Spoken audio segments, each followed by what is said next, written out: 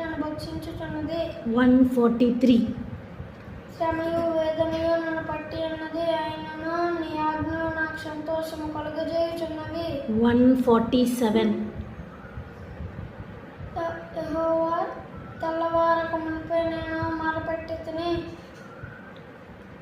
నీ మాటల మీద నేను ఆశ పెట్టుకుని ఉన్నాను. 150.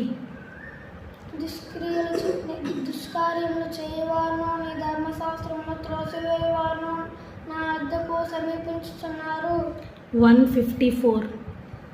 నా పక్షమున వ్యాజ్యమాడి నన్ను విమోచింపుము, నీవిచ్చిన మాట చొప్పున నన్ను బ్రతికింపుము. 158.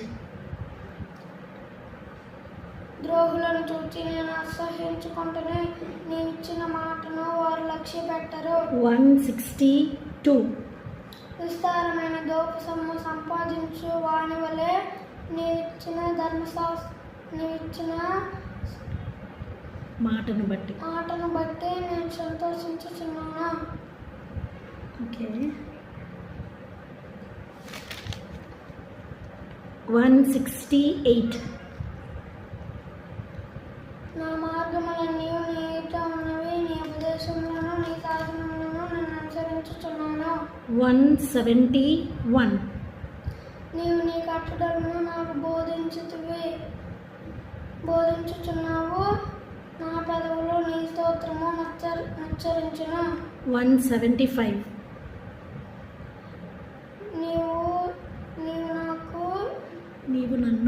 నీవు నన్ను బ్రతికింపుము, నేను నిన్ను స్తుతించదును. నీ చేయి నాకు సహాయమగును, నీ న్యాయవిధులు నాకు సహాయములగును గాక. 176.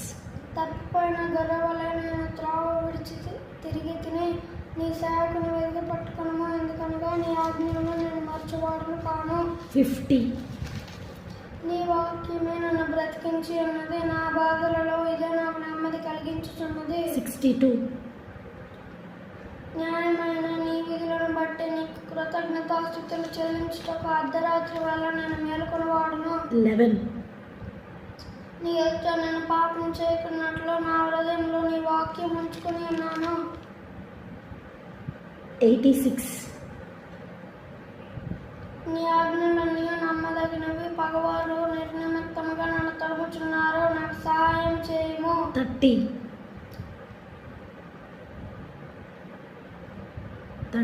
సత్య మార్గమును నేను కోరుకుని ఉన్నాను, నీ న్యాయాలను నేను నా ఎదుట పెట్టుకుని ఉన్నాను. Very good, Abhishek Paul. God bless you.